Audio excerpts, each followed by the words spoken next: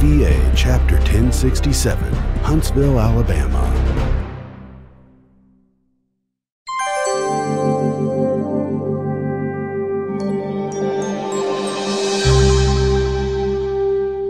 VVA Reorganization. If they don't own it, then it doesn't go anywhere. So what you'll see in the presentation is that we want the board of directors to be involved, to form their own committee of members of the board of directors, so that they have more focus on it. So now I pushed the button 7 times. So these are the topical areas. I wanted you to refer to the executive summary. The original plan was for each of you to receive a copy of this PowerPoint slide and the executive summary so we could go along, but the plans changed.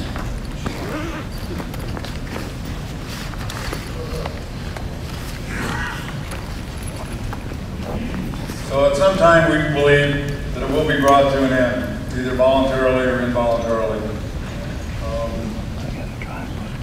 For a lot of reasons. And even if we transfer to another organization, this organization will end.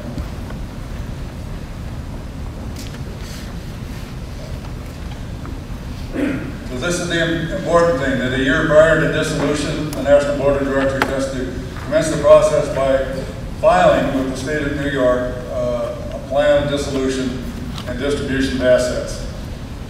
That's why it's important, if we're going to preserve our legacy, to distribute those assets before we get to this point, because if this doesn't happen and New York, the state of New York gets involved, then they decide where the assets go.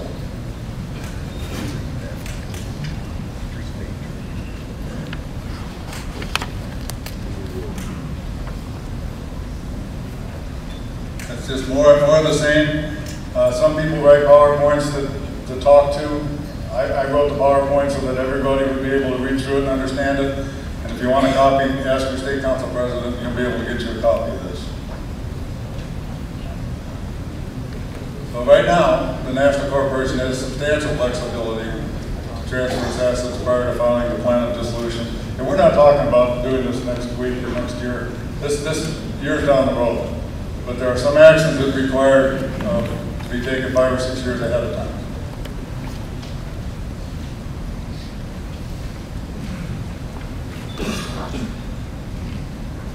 This is awkward because I'm not going through page by page.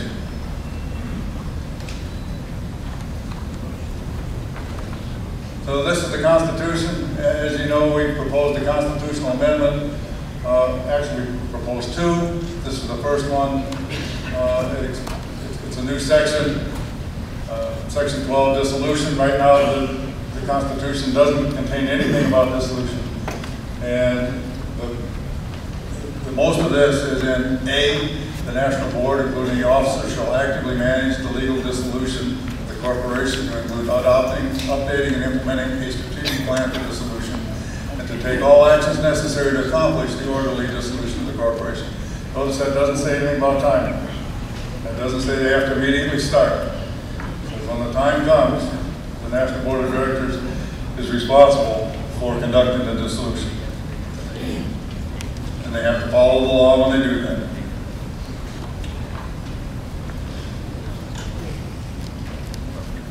Government affairs is one of the things we looked at. What we heard from the membership is that this is one of the important parts of the legacy of the Vietnam Veterans of America, and we think that it needs to be transferred on. Our idea is that sometime before dissolution, the funding and assets, so it might be people, are transferred to some other organization to keep that legacy program going.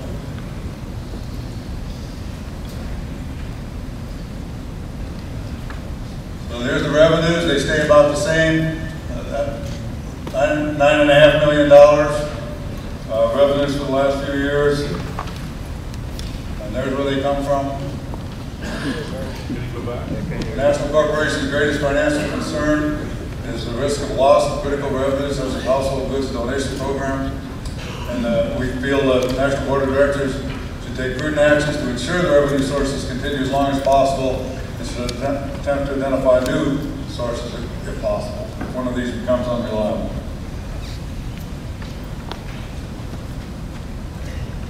Expenses, about the same. This says it's a little less. This year we heard there was a deficit, but they end up taking in and spending about the same amount, which means you don't put a lot in the piggy bank for the future. But we think that beginning as soon as possible, the CFO must provide detailed expenses on a quarterly basis to enable the National Board of Directors to make sound financial decisions. Right now they get reports, but they aren't in enough detail for the Board of Directors to understand what's really happening and be involved. Working Group 1 thinks we need to establish 3 separate funds. One is a dissolution fund that will be used to pay the actual legal expenses, the cost of dissolution. We also have to buy some liability, as President Rowan said. Even if we stop taking new claims now, there's 5 to 7 years that we're going to be responsible for VA claims. We need to put some money away or buy some insurance to help cover those expenses. The second distinct fund would be a legacy programs fund. This is where we see transferring the legacy to other organizations. Could be one organization, could be 3 organizations, we don't know. That's years away in the future, but that's our vision. But the idea would be to start putting money away for that, and over an 8-year period they would have over $3 million to accomplish that goal. And the third distinct fund would be the legacy membership fund. We heard from the chapters and state councils that, what about us? Well, the fact is that if the national organization dissolves, all of the corporations, the state councils and the chapters continue. You're a legal corporation in your own right, and this part of the fund would go to providing assets so you can continue your work at the local level.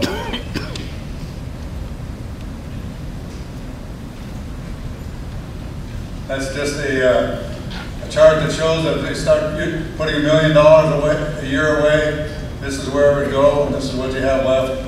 We think the legacy program fund might be a little low. I think the dissolution fund might be a little high, but you have years to work on it. And they can balance that. The Board of Directors will have the authority to move this around. But what that means is it takes $1 million a year away from what's already being spent and putting it towards the future.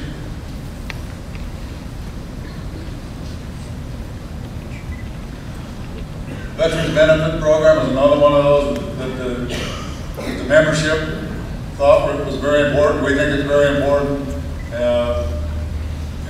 It's very expensive. There's a lot of attorney work involved, but this is another one that the legacy, to carry on the legacy of the Vietnam Veterans of America to help future generations. This is very necessary to pass that portion, Veterans Benefits Program, whatever it looks like, whether it includes VSOs in the field or just adjudicating claims or whatever it looks like in the future. We need to preserve that and pass it on.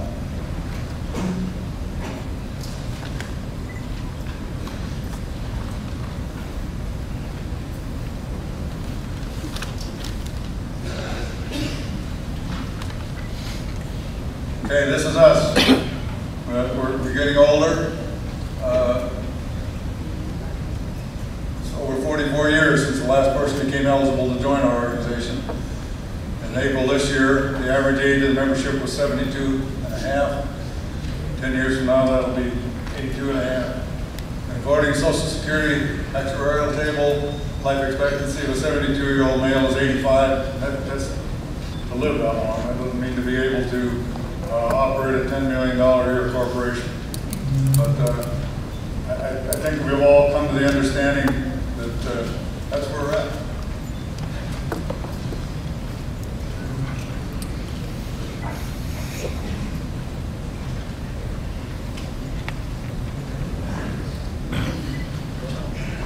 Legacy Committee. We feel it's very important among the members of the Board of Directors our legacy committee to start looking at identifying the legacy issue items and programs. You know, we've suggested some, there may be others, but the VBA itself, the board of directors needs to look at that. They need to start talking about it immediately. Whether they do anything immediately, they have to start planning, identifying, and getting ready for the future.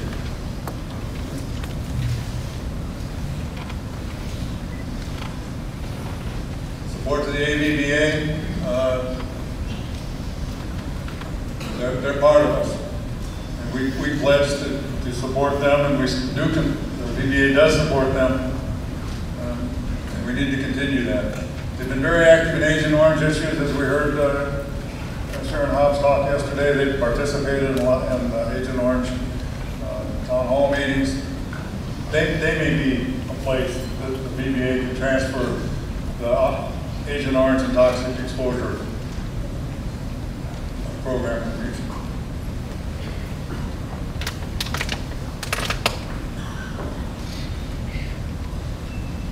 After dissolution, life members remain life members, but they can't guarantee anything. You know, if your cards are good for something at discounts or something, that's fine. However, National Corporation cannot make any representation of benefit.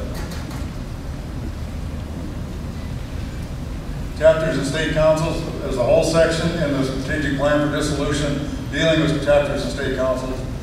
As we said, as soon as National dissolves, of course, the Constitution, the disciplinary policy, all that goes away. So each state council and each chapter will be their own corporation, but they're going to have to file for their own tax status because that umbrella, that C-19 umbrella will go away. And the chapters will have to decide whether they want to continue as a C-19 with the restrictions on membership, or if they want to become a C3, file with the feds to become a C3. And you can open up your membership to whatever you want at the local level, because you're your own little corporation. And continue on. We hear a lot of work there. You know, as we said, there's chapters with 1,000 people. Well, they're going to continue long after the VBA national closes. And they can continue to do that.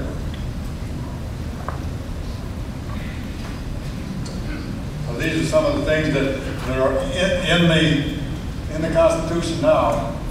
But when that Constitution goes away, you're going to have to decide your own membership requirements and processes, meetings, when you're going to hold them, what your leadership structures look like. You're going to have to follow state law. You might have to have a minimum number of directors, but you'll decide your own how long the term of office is.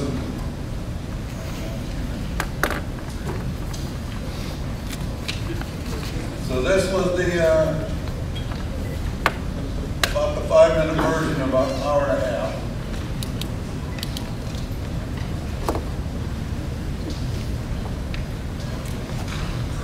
So we were also required to come up with a date to close.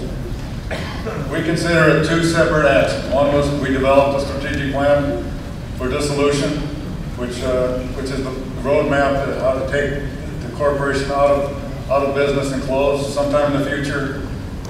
It doesn't have a date on it. It could be 5 years, 10 years, 15 years. But the other separate action was to come up with when to close. We were supposed to propose that to you, the delegates at this convention, for your approval for dissolution. So this is it. The average age is 72. It'll be 82. And it also coincides with the 50th anniversary, which we thought was just a nice way to end gracefully. Say that we did a half century of service to our veterans and subsequent veterans. This is something we considered. Chapters of state councils are having difficulty filing reports. As of July 3rd of this year, in addition to the 28 chapters that were already on suspension, 238 other corporations. Did I do that? It just disappeared. That's okay. 238 corporations, 16 state councils, and 222 chapters are listed for suspension on July 15th. I don't know if that occurred. I don't know if people got their reports in, but that was the tally on July 3rd. 238 more corporations were going to be suspended by national. This is similar to the 18 state councils and 207 chapters listed at the same time last year, which means about a third of all chapters and state councils in the Vietnam Veterans of America continue to struggle with filing reports on an annual basis. Chapters are also struggling to find 5 members willing to serve as officers and directors. That demonstrates an increasing problem at the base level of the organization. Low officer and director turnover rates at the VVA national, state, and council and chapter levels indicates a decreasing pool of available volunteers. The conditions are evident at this convention, with 3 or 4 officer positions running with 1 candidate, 14 total candidates for 10 at-large directors, and 7 of 9 regional director positions have only 1 candidate. Many state council and chapter presidents have served for more than a decade. I'm one of them. The joke that the same 100 people are running the VVA national organization for years isn't funny. It demonstrates a weakness and it's sobering. So the second amendment that we proposed was the dissolution date. And there it is. Corporations will be legally dissolved on or about December 31st, 2028. We don't know what about means. It could be 6 months either way, a year either way, more. We were required to provide this. That was one of our tasks. It's up to you to consider it, accept it, or reject it. It won't hurt my feelings either way. So what should membership do? You need to make considered decisions regarding the future of the VVA. Choose the path that you believe is right. Elect good officers and directors who will become actively involved in the future of the VVA and will carry out the decisions of the delegates. We can't afford to kick the can down the road. We can't wait till the next convention will take this up, or the next convention will take this up. It's time to start addressing it now. Pass that word on to the board of directors. Pay attention to the status of the corporation, preserving our legacy programs, and the progress and orderly dissolution, and hold our leaders accountable. I don't have time for questions. I'm available to get a hold of your state council presidents. They get a hold of me. I'll send you copies of this. I'll send you whatever I have. Thank you for your attention. Thank you, Bob.